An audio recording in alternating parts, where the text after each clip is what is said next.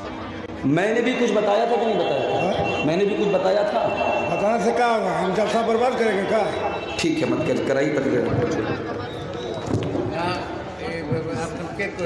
आप जलसा मत बर्बाद करिए।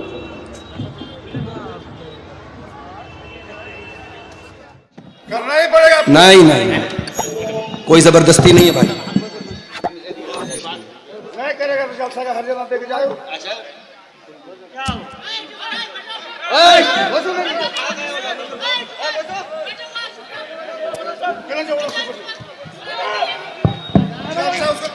भाई शेख हुसैन साहब को लाया जाए, भाई जल्दी शेख हुसैन साहब को स्टेज पे लाया जाए।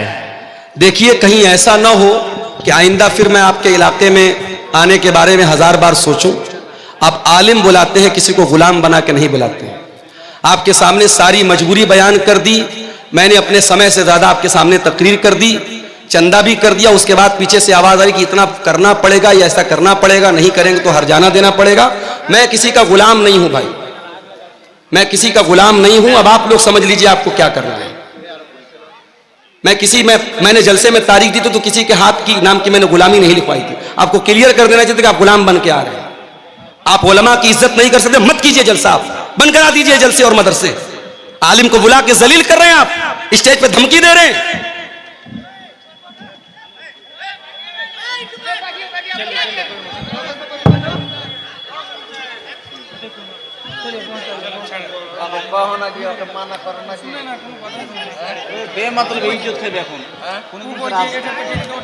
मैं भी कसम खाता हूं कि आइंदा इस इलाके में अब इंशाअल्लाह नहीं आऊंगा।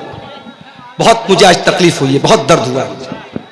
जिस तरीके का लबो लहजा, जिस तरीके की जबान इस्तेमाल हो रही है, आप आलिम को बुला करके डरा रहे हैं, उसको जो है आतंकित कर रहे हैं, उसको दहशत में मुब्तला कर रहे हैं। एक आदमी मुझसे आके कहता है कि संभल के जाइएगा, आपके ऊपर हमला हो सकता है। मतलब आप इसलिए एक मेहमान को बुलाते, आलिम को बुलाते हैं।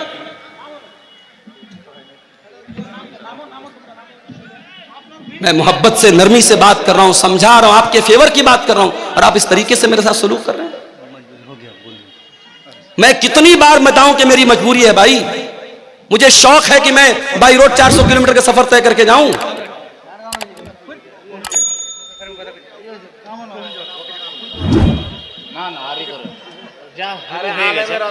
मैं गवर्नमेंट टीचर हूं मदरसे में, वहां सुबह बायोमेट्रिक लगेगी, अंगूठा लगाना है मुझे। उत्तर प्रदेश मुझे जाना है, बनारस जाना है। मैं मजबूरी बता, मैं जुमा में बयान कर चुका हूं।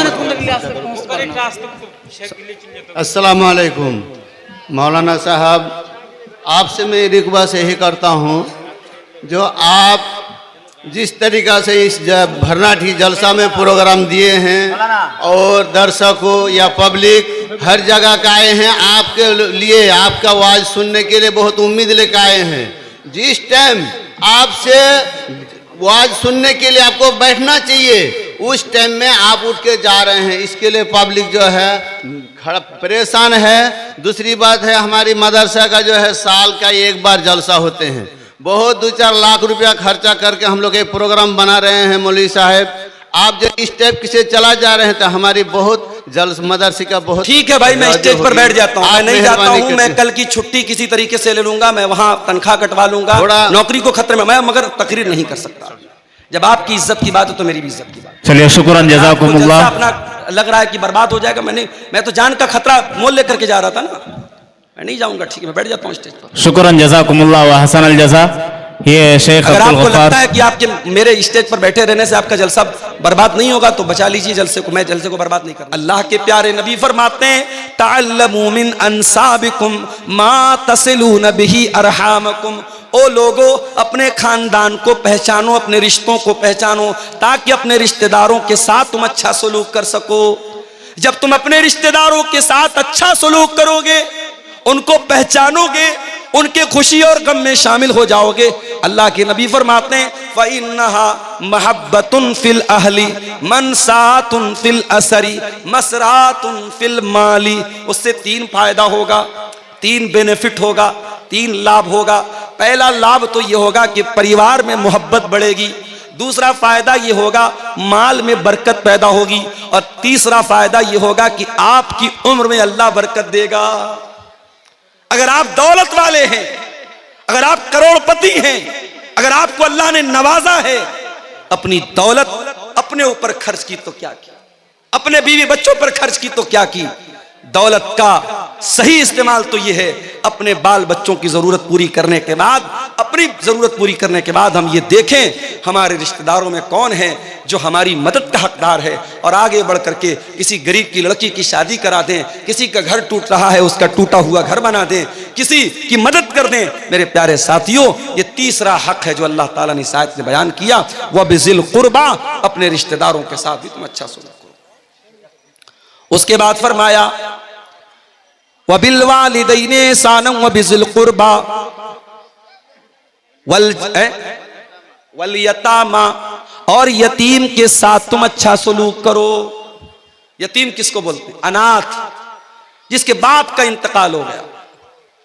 दुनिया में इंसान बाप की कदर नहीं करता, लेकिन जब बाप मरता है तब इंसान को महसूस होता है कितनी बड़ी दीवार होता है बाप। जिस बच्चे का बाप इंतकाल कर जाए, जो बच्चा यतीम हो जाए, अनाथ हो जाए, आज मदरसों में देखो अनाथ बच्चे पढ़ते हैं। जिन बच्चों के बाप जिंदा हैं वो घर से फोन करते हैं, बच्चों की हाल चाल लेते हैं, बच्चों को पैसा भेजते हैं, कभी कभार मिलने के लिए आते हैं, बच्चों को टॉफी देते हैं, सामान दे देते हैं। सोचो उन्हीं बच्चों में जो बच्चा अनाथ है, जो बच्चा यतीम है, वो बेचारा अपने आप को कितना बेबस महसूस करता है। सारे लोगों को प्यार करने के लिए उनका बाप मौजूद है, मेरा कोई बाप नहीं है, मेरे बाप दुनिया में नहीं है। इसलिए अल्लाह ताला यतीम के साथ, अनाथ के साथ अच्छा सलूक करने का हुक्म देता है। फरमाया वल यतामा, और अपने यतीमों के साथ तुम अच्छा सलूक करो। और माशाअल्लाह देखिए, बच्चा लाया है चांदी का कोई सामान, कौन दिया बेटा? अम्मी दी। चलिए, अल्लाह ताला जिसने भी इस बच्चे को के जरिए भेजा है, अल्लाह उसके चंदे को कबूल फरमाए और उसके हक में सदका जारिया बनाए। मेरे भाइयों, वल यतामा, यतीम के साथ अच्छा सलूक करो। मैं आपको क्लियर बता दूं, तकरीर के आखिरी 10 मिनट इंशाअल्लाह मैं चंदा भी करूंगा। 2000 रुपया है, किसके नाम से? रफीक आलम साहब ने ये 2000 रुपया दिया है, अल्लाह इनके चंदे को कबूल फरमाए। मेरे भाइयों, यतीम अगर कोई बच्चा है, हो सके तो उसके सर पे हाथ फेर दो। ये दिल का जो दिल की कठोरता है, दिल की नरमी, दिल की सख्ती को अगर नरमी में चेंज करना है तो यतीम के साथ अच्छा सलूक करो। एक सहाबी अल्लाह के नबी के पास आए, कहा अल्लाह के नबी, मुझे अपना दिल बहुत कठोर महसूस होता है, दिल बहुत सख्त महसूस होता है। आपने फरमाया जाओ इमसा बिरासिल यतीम, किसी अनाथ के सर पर हाथ फेर दो, किसी यतीम के सर पर हाथ फेर दो, किसी यतीम की मदद कर दो, किसी यतीम के खाने का इंतजाम कर दो, तुम्हारे दिल की कठोरता दूर हो जाएगी। आज मसला तो यही है मेरे भाई, हमारे दिल कठोर हो चुके हैं, हमारे दिल सख्त हो चुके हैं। इस दिल में ना अल्लाह की मोहब्बत है, ना रसूल की मोहब्बत है, ना कयामत का डर है, ना आखिरत का डर है, ना जन्नत की तलब है, ना जहन्नम से बचने का जज्बा है मेरे भाई। तो यतीम के साथ अच्छा सलूक करो। हमारे नबी तो यतीम थे, पैदा हुए तो बाप का साया न था। 6 साल की उम्र में मां के साथ जा रहे थे, रास्ते में मां का भी इंतकाल हो गया। मेरे नबी 6 साल की उम्र में डबल यतीम हो गए, मां भी नहीं बाप भी नहीं। मेरे नबी से बढ़कर के यतीम की पीड़ा को कौन समझेगा, यतीम के दर्द को कौन समझेगा। इसीलिए अल्लाह के प्यारे नबी फरमाते हैं अना वकाफिलुल यतीम कहातैन, मैं और यतीम की परवरिश करने वाला, मैं और यतीम को पालने वाला, यतीम का भरण पोषण करने वाला। कयामत के दिन ऐसे आएंगे। आपने अपनी दोनों उंगलियों से इशारा किया। इसलिए यतीम, अगर आपके समाज में, आपके गांव में कोई बच्चा यतीम है, हो सके तो उस यतीम की परवरिश अपने जिम्मे ले लो। नहीं ले सकते उसके मदरसे का खर्चा अपने जिम्मे ले लो। नहीं कर सकते तो कम से कम देखो कि उसका बेहतर भविष्य बनाने के लिए, उसका अच्छा मुस्तकबिल बनाने के लिए क्या कर सकते हैं आप। यतीम के साथ अच्छा सलूक करो। उसके बाद फरमाया वल जार ज़िल कुर्बा, और अगर तुम्हारा कोई ऐसा पड़ोसी है जो पड़ोसी भी है और रिश्तेदार भी है, पड़ोसी भी है और चाचा भी है, पड़ोसी भी और ताया भी है, पड़ोसी भी है और चचेरा भाई भी है, अगर तुम्हारा पड़ोसी तुम्हारा रिश्तेदार है तो उसके साथ भी तुम अच्छा सलूक करो। और कुछ उलमा का कहना है कि वल जार ज़िल कुर्बा का मतलब पड़ोसी हो और मुसलमान हो। इस्लाम तो वो धर्म है मेरे भाइयों, इस्लाम तो वो मजहब है, अगर आपका पड़ोसी मुसलमान नहीं है, नॉन मुस्लिम है, हिंदू है, सिख है, ईसाई है, किसी भी मजहब का मानने वाला है, आपका पड़ोसी किसी भी संप्रदाय से, किसी भी वर्ग से, किसी भी जाति से, किसी भी धर्म से ताल्लुक रखता है, इस्लाम ये कहता है अपने पड़ोसी को तकलीफ न पहुंचाना, अपने पड़ोसी के साथ अच्छा सलूक करना।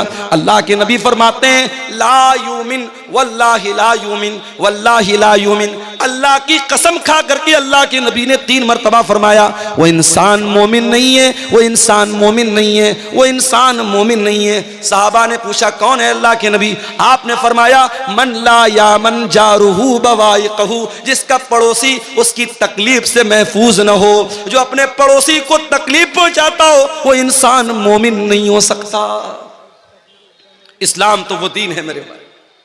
आपके घर में गोश्त बन रहा है, आपके घर में सब्जी बन रही है, आपके घर में दाल बन रही है, आपके पड़ोसी के बच्चे भूखे हैं, अल्लाह के प्यारे नबी फरमाते हैं इज़ा तबख्त मरकतन फअक्सिर माअहा, जब तुम झोल बनाओ, जब तुम सालन बनाओ, जब तुम शोरबा बनाओ तो उसमें पानी थोड़ा सा बेशी कर दो, पानी थोड़ा सा बढ़ा दो, ताकि तुम्हारे पड़ोसी के भूखे बच्चे भी उसमें से खा लें। ये इस्लाम की शिक्षा है, ये इस्लाम की तालीम है। अपने पड़ोसी के साथ अच्छा सलूक करो। मेरे प्यारे साथियों, समय बहुत कम है, आप आइए, आते रहिए अगर आप मोहब्बत करते हैं, और मैं जानता हूं कि आप मोहब्बत करते हैं। इतने बड़े बड़े प्रोग्राम आप कराते हैं और यूपी से आप मुझे बुलाते हैं, तो यकीनन आपके दिल में कहीं ना कहीं मोहब्बत है। आप आगे बढ़िए और अल्लाह ने जितना नवाजा है दिल खोल करके आइए। ये माल, ये दौलत दुनिया में रह जाएगा, लेकिन इस मदरसे में और कुरान पढ़ने वाले इन बच्चों को आप जो दान देके जाएंगे इंशाअल्लाह वो आपको काम देगा, आखिरत में काम देगा, और हमारी दुआएं आपके साथ रहेंगी। आप आते रहिए और मुसाफा करते हुए यहाँ मदरसे को दान देते जाइए। मेरे प्यारे साथियों, मैं कुरान की सूरह निसा की आयत नंबर 36 पढ़ रहा हूँ, और इस आयत में 10 बातें अल्लाह ताला ने बयान की है, और इन 10 बातों को आपके सामने रख रहा हूँ। अल्लाह की इबादत करो, अल्लाह के साथ किसी को शरीक मत करो, माता पिता के साथ अच्छा सलूक करो, और रिश्तेदारों के साथ अच्छा सलूक करो, और यतीमों के साथ अच्छा सलूक करो। उसके बाद कहा वल जार ज़िल कुर्बा, उस पड़ोसी के साथ अच्छा सलूक करो जो पड़ोसी तुम्हारा रिश्तेदार है। उसके बाद फरमाया वल जारिल जुनुबी, और उस पड़ोसी के साथ भी तुम अच्छा सलूक करो जो पड़ोसी तो है मगर अजनबी है, तुम्हारा रिश्तेदार नहीं है, तुम्हारा रिलेटिव नहीं है, तुम्हारा संबंधी नहीं है। अगर पड़ोसी है किसी दूसरे मजहब का है, उसके साथ भी तुम्हें अच्छा सलूक करते रहना है। उसके बाद फरमाया वस्साहिबी बिल जंबी, और अपनी यात्रा में, अपने सफर में, तुम बस में जा रहे हो, तुम ट्रेन में जा रहे हो, तुम कार में जा रहे हो, तुम्हारे साथ जो सह यात्री है, जो तुम्हारे साथ को पैसेंजर है, जो तुम्हारे साथ सफर कर रहा है, उसके साथ भी तुमको अच्छा सलूक करना है। यहाँ ट्रेन पर हम देखते हैं साहब, ट्रेन के डब्बे के बीचों बीच जाए नमाज बिछा करके नमाज पढ़ने लगते। गलत है, ये इस्लाम की शिक्षा नहीं है। ये किसी दूसरे का आप आना जाना बंद करके, उसका रास्ता बंद करके आप नमाज पढ़ें। किसी ने वीडियो बना के वायरल कर दिया तो 1-2 जगह केस भी हो गया, वो केस ना भी हो तब भी इस्लाम की ये शिक्षा नहीं है। मेरे भाई, आप ट्रेन में हैं, अगर आप रिजर्वेशन करा के जा रहे हैं और आप आराम से अपनी सीट पर बैठ करके नमाज पढ़ सकते हैं, अपनी सीट पर बैठ करके नमाज पढ़ लीजिए, कोई मसला नहीं। उलमा का फतवा मौजूद है, ट्रेन की सवारी हमारे अपने कंट्रोल की सवारी नहीं है। कार से जा रहे हैं, कार को रोक सकते हैं, घोड़े से जा रहे हैं, घोड़े को रोक सकते हैं, ऊंट को रोक सकते हैं, ट्रेन तो हमारे रोकने से नहीं रुकेगी। तो ट्रेन पर आप अपनी सीट पर जहां बैठे हैं उसी तरीके से आप नमाज पढ़ लीजिए। अब कोई पूछे मौलवी साहब ट्रेन तो हमारी पूरब की ओर जा रही है और हमें नमाज तो पश्चिम की ओर पढ़ना है, तब कैसे पढ़ेंगे? अगर पॉसिबल है, अगर ट्रेन पर अपनी सीट पर बैठे बैठे आप पश्चिम की तरफ, किबला की तरफ मुंह करके नमाज पढ़ सकते हैं तो कोशिश करके पढ़ लीजिए। और अगर पॉसिबल नहीं है, ऐनमा तुवल्लू फसम्म वजहुल्लाह, ट्रेन में मजबूरी की हालत है, आपको जिधर सहूलत हो उधर मुंह करके नमाज पढ़ लीजिए। और अगर ट्रेन की सीट पर बैठे बैठे नमाज पढ़ना पॉसिबल नहीं है और रास्ते में कोई स्टेशन आता है जहां 15 मिनट 20 मिनट गाड़ी रुकती है और स्टेशन पर किसी कोने में आपको जगह मिलती है, वहां पढ़ लीजिए। और अगर यह भी पॉसिबल नहीं है तो फिर आप अपनी जर्नी को खत्म करने के बाद, अपनी यात्रा को खत्म करने के बाद, जब आपका लास्ट स्टॉपेज आए, जब आप अपनी मंजिल पर पहुंचे, तो ट्रेन में जितनी नमाज छूटी है पढ़ लें। हालात आप देश के देख रहे हैं मेरे प्यारे साथियों।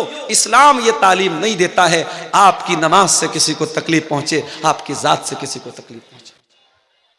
फरमाया वस्साहिबि बिल जंबी, अपने सफर के साथी के साथ भी अच्छा सलूक करो। वब्नि सबील, और जो मुसाफिर है अपने घर में वो बहुत पैसे वाला है, लेकिन आपके यहां वो सफर में आया था, उसका किसी ने पॉकेट मार दिया, उसका पर्स चोरी हो गया, उसका बैग चोरी हो गया, या कोई आपके घर में मेहमान बन के आया है। फरमाया वब्नि सबील, अपने मेहमान के साथ भी तुम्हें अच्छा सलूक करना है, मेहमान को अच्छा खिलाना है, मेहमान को अच्छी इज्जत देना है। इस्लाम की एक तालीम यह भी है मेरे भाई। हजरत इब्राहीम अलैहिस्सलाम के घर में मेहमान आए। कौन आए? फरिश्ते आए। इब्राहीम अलैहिस्सलाम पहचान नहीं पाए क्योंकि वो इंसान की शक्ल में आए थे, बड़े खूबसूरत खूबसूरत शक्ल में आए थे। हजरत इब्राहीम अलैहिस्सलाम जल्दी से गए और बछड़े का गोश्त बना करके लाए, बछड़े को भून करके लाए और उनके सामने पेश किया। इसका मतलब ये हुआ मेहमान आए तो उसकी पसंद का खाना उसको खिलाना चाहिए, मेहमान को सम्मान देना, मेहमान की इज्जत करना, यह भी इस्लाम सिखाता है। फरमाया वब्नि सबील, अपने मुसाफिर के साथ और मेहमान के साथ भी तुम अच्छा सलूक करो। उसके बाद फरमाया वमा मलकत ऐमानुकुम, जो लोग तुम्हारे अंडर में काम कर रहे हैं, जो तुम्हारे गुलाम हैं, तुम्हारे नौकर हैं, तुम्हारे कर्मचारी हैं, तुम किसी कंपनी के मालिक हो, बॉस हो, तुम्हारे अंडर में काम करने वाले लोग हैं, या तुम कोई कारखाना चला रहे हो, तुम्हारे घर में काम करने वाले लोग हैं, अपने नौकर चाकर के साथ, अपने गुलामों के साथ भी तुम अच्छा सलूक करते रहना। ये 9 चीजें हो गई मेरे भाई। उसके बाद 10वीं चीज क्या है? इन्नल्लाह ला युहिब्बु मन काना मुख्तालन फखूरा, अल्लाह ताला उन लोगों को पसंद नहीं करता है जो घमंडी हैं, जो तकब्बुर करने वाले हैं, जिनके अंदर अहंकार है, जिनके अंदर गुरूर है। अल्लाह गुरूर करने वाले को कभी पसंद नहीं करता। न दौलत का गुरूर चलेगा, न कुर्सी का गुरूर चलेगा, न खूबसूरती का गुरूर चलेगा। बहुत बड़ी दौलत वाला था कारून, अपने खजानों के साथ जमीन में धसा दिया गया। बहुत बड़ा बादशाह था फिरौन, उसकी सारी बादशाहत खत्म हो गई और पानी में अल्लाह ताला ने डुबा डुबा करके मार दिया। बड़ी ताकत वाली कौम थी कौम आद, बड़ी ताकत वाली थी कौम समूद, अल्लाह ताला ने हवा की तरह उड़ा दिया। इन्नल्लाह ला युहिब्बु मन काना मुख्तालन फखूरा, अल्लाह ताला अहंकारी लोगों को, मगरूर लोगों को, घमंडी लोगों को पसंद नहीं करता मेरे भाई। इसलिए अपने अंदर तवाज़ु पैदा करो। अगर समाज में आपको इज्जत मिली है, रुतबा मिला है, कदर करो इसकी, इज्जत करो इसकी कि अल्लाह आपसे काम ले रहा है। अल्लाह ने आपको लोगों में एक वर्चस्व दिया है, एक स्टेटस दिया, एक सम्मान दिया है। इसका दुरुपयोग ना करो, इसका गलत इस्तेमाल ना करो मेरे प्यारे साथी। अल्लाह के प्यारे नबी फरमाते हैं मन तवाज़ा लिल्लाहि रफ़अहुल्लाह, जो अपने आप को छोटा बना ले अल्लाह के लिए, जो अपने आप को हकीर बना ले अल्लाह के लिए, अल्लाह उसको और बुलंदी देगा, और सम्मान देगा, और ऊंचा मकाम देगा। तो ये 10 बातें हैं मेरे प्यारे साथियों जो सूरह निसा की आयत नंबर 36 में अल्लाह ताला ने हमारे सामने बयान की है। अब आप रात भर जलसा इंशाअल्लाह सुनेंगे, लेकिन मैं आपसे ये कहना चाहूंगा कि एक बार अकेले में बैठकर, तन्हाई में बैठकर जरा गौर कीजिएगा कि इन 10 बातों में से कितनी बात पर आप अमल कर रहे हैं। पहली चीज क्या है? अल्लाह की इबादत करना, और अल्लाह की इबादत में किसी को शरीक ना करना। कभी गौर कर लेना घर में जाके, कहीं ऐसा तो नहीं कि हमारे घर में भी बच्चे तावीज पहन रहे हैं, हमारे घर में भी बच्चों के माथे पर काला टीका लगाया जा रहा है, हमारे घर की औरतें भी टोने टोटके कर रही हैं, गलत रास्तों पे जा रही हैं। अगर हो रहा है तो जाके बंद करा दो मेरे भाइयों, अपने अकीदे और अपनी तौहीद को बर्बाद मत करो। दूसरी चीज, माता पिता के साथ अच्छा सलूक करें। अगर आपके घर में आपके माँ बाप तकलीफ में हैं, आप इस आयत पर अमल नहीं कर रहे हैं, आप जाइए माँ से माफी मांगिए, बाप से माफी मांगिए, और यकीन रखिए जब तक माँ जिंदा है माफी मांग सकते हो, बाप जिंदा है माफी मांग सकते हो। माँ चली गई, बाप चला गया, पछताओगे कि काश मैंने माफी मांग ली होती, काश मैंने अच्छा सलूक किया। आज इंसान 4 पैसे कमाता है, माँ की दवा के पैसे उसके पास नहीं है, बाप के इलाज के पैसे उसके पास। अरे ऐसी दौलत इकट्ठा करके क्या करेगा? कि तेरी माँ इलाज के अभाव से मर जाए, तेरा बाप छोटी छोटी चीजों के लिए दूसरों का मोहताज बन जाए। अपने माँ बाप के साथ अच्छा सलूक करो मेरे भाई, रिश्तेदारों के साथ अच्छा सलूक करो, यतीमों के साथ अच्छा सलूक करो, पड़ोसियों के साथ अच्छा सलूक करो। दूर के पड़ोसी हैं या कोई गैर मुस्लिम पड़ोसी है, नॉन मुस्लिम पड़ोसी है, उसके साथ भी आपको अच्छा सलूक करना है। सफर का साथी है, उसके साथ भी आपको अच्छा सलूक करना है। मुसाफिर है, मेहमान है, उसका भी आपको सम्मान करना है। और आपका नौकर चाकर गुलाम लौंडी, उस जमाने में गुलाम लौंडी होते थे, आज के जमाने में नौकर चाकर हैं, इनके साथ भी अच्छा सलूक करना है। और 10वीं चीज ये है, अपने आप को अहंकार और गुरूर से बचाना है। मेरे भाइयों, अब आप आइए, मैं चंदे का काम शुरू कर रहा हूं, आप आते जाइए। और जो अल्लाह ताला ने आपको नवाजा है, मैं जानता हूं आप जलसे में आते हैं, तैयारी के साथ आते हैं और दान देने के लिए आते हैं। मेरे हाथ पे आप मुसाफा करते हुए, जो भी आप इस इदारे के लिए, ये बच्चे कुरान का हिफ्ज कर रहे हैं यहाँ, और अल्लाह के नबी की हदीस है, खैरुकुम मन तअल्लमल कुरान व अल्लमहु, तुम में सबसे बेहतरीन इंसान वो है जो कुरान को सीखता है, सिखाता है। मेरे अजीज़ों, ये हिफ्ज कुरान का मदरसा है। और आप, मैंने देखा कई लोगों ने कुरान भी यहाँ पे मदरसे के बच्चों के लिए दिया है। आप कुरान भी दे सकते हैं, आप रकम भी दे सकते हैं। इन बच्चों के साल भर के तालीम पर और इनके खान पान पर जो खर्च आएगा, उसमें भी आप ताउन कर सकते हैं। आप आगे बढ़िए और इस मदरसे का ताउन मेरे हाथ पे आप करते हुए जाइए। मैं दोनों तरफ से, मैं मेरे भाइयों मजबूरी समझ रहा हूँ, मेरी भी मजबूरी है, जलसे वालों की भी मजबूरी है। हम जानते हैं जलसा चंदे के लिए होता है, इदारे के लिए होता है। कोई भी जलसे वाला ये नहीं चाहेगा इतना बड़ा जलसा और इतना बड़ा पिंडाल लगाने के बाद जो उसका एक टारगेट है जलसे का और मदरसे को जो एक रकम चाहिए, अगर वो रकम ना हो तो ये मकसद फेल हो सकता है। ये हमारे किसी भाई ने 500 रुपया दिया है। आइए आगे बढ़िए, मत बैठे रहिए, उठ करके आइए। मेरे हाथ पे जो भी आप 1000 2000 दे सकते हैं दे करके आइए। हमारे बाद मौलाना हुसैन अहमद सलफ़ी साहब अररिया के, बहुत बेहतरीन मिष्टी ज़ुबान उनकी है, मिष्टी भाषा है, मंगला ज़ुबान के अच्छे मुक़र्रिर हैं। ये हमारे किसी भाई ने 100 रुपया दिया है। मेरे भाई, मुसाफिर की दुआ है और एक आलिम की दुआ, खतीब की दुआ है। इंशाअल्लाह अल्लाह ताला इस चंदे को कबूल करेगा और आपको अल्लाह ताला आपके दान के बदले इसको आपके लिए सदक़े जारिया बनाएगा। आगे बढ़िए। हाँ, ठीक है। धान हो, मकई हो, वो भी लिखा सकता है। ये कमेटी के लोग गमछा लेके भी घूम रहे हैं, उनको आप यहाँ तक आ नहीं सकते। अगर आप अपनी जगह बैठे रहना चाहते हैं, देखिए जो भी 100 200 1000 जो भी आप दे सकते हैं, चंदा दीजिए। ये मदरसा के चंदे ही का जलसा है, आपको बताने की ज़रूरत नहीं है। आइए आगे बढ़िए, इंशाअल्लाह ये चंदा, ये दान आपके काम आएगा। आइए मेरे भाइयों आगे बढ़िए। माँ बहनों से भी गुजारिश करूंगा कि आप भी, आपके अंदर भी बहुत जज्बा होता है, अल्लाह आपको भी बहुत जज्बा देता है। अपने सोने के ज़ेवरात उतारिए और भेजिए यहाँ पे, ये मौका बार बार नहीं मिलता है। अल्लाह ताला इन तमाम चंदा देने वालों के चंदे को कबूल फरमाए।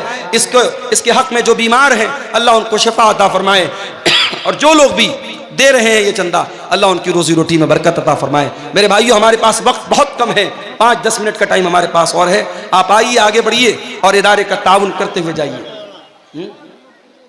अल्लाह ताला ये 500 रुपया एक और भाई ने दिया है, अल्लाह ताला इनके चंदे को कबूल फरमाए।